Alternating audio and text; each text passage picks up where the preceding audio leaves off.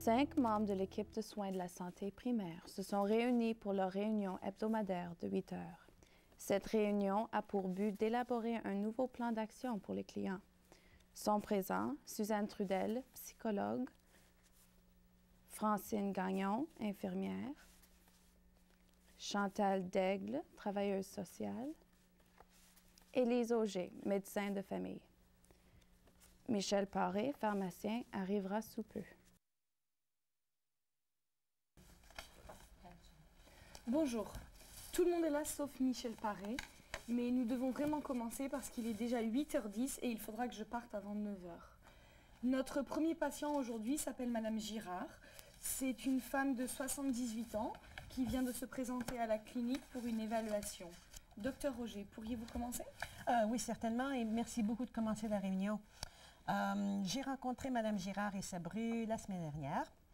La bru dit que Madame Girard a l'air de perdre la mémoire depuis quelques mois. Elle oublie de prendre ses médicaments. Des fois, elle revient le soir à la fin de la journée, puis elle retrouve les médicaments que sa belle-mère devait prendre le midi sur le comptoir de la cuisine.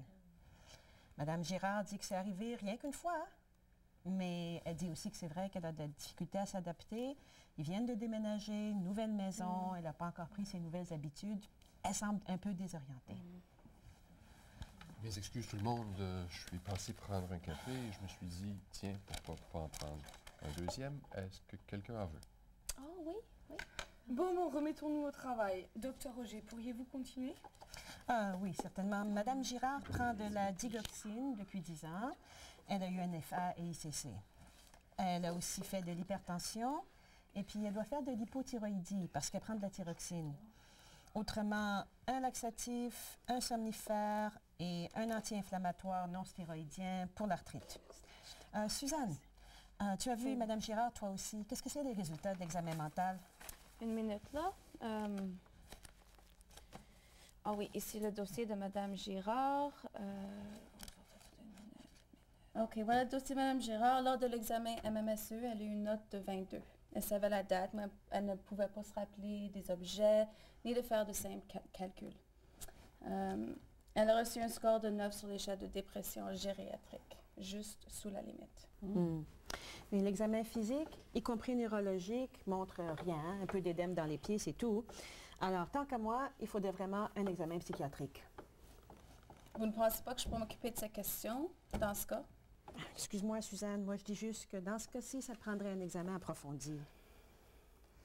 Je pense bien maîtriser ce cas. J'ai eu un entretien avec Madame Girard et je comprends mieux les difficultés au niveau du réseau familial.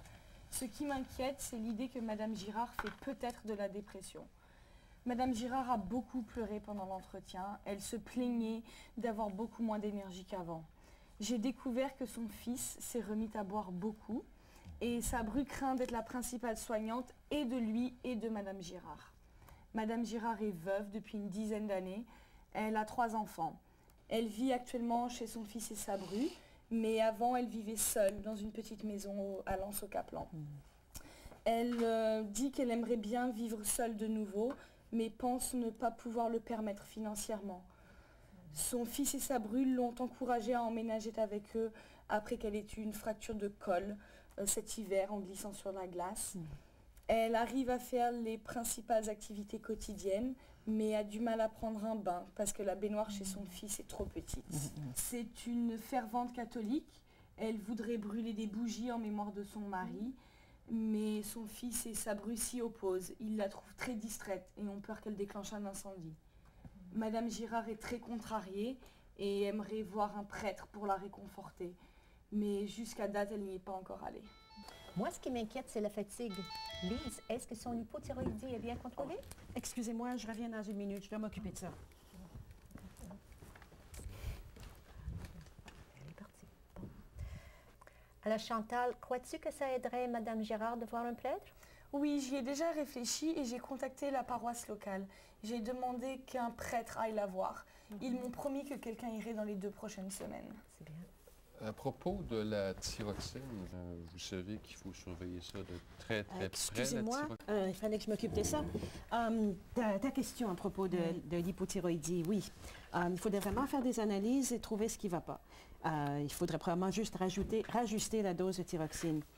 Il y avait justement un article dans le JAMC à propos de l'hypothyroïdie. Et il disait bien, sous-diagnostiqué, on néglige les analyses importantes.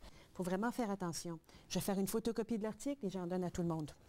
Docteur Roger, je pourrais organiser un plan de soins pour Madame Girard. D'accord.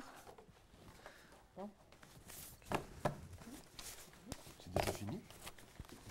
Je suppose que c'est comme on dit dans ma profession. On commence à petite dose et on continue lentement.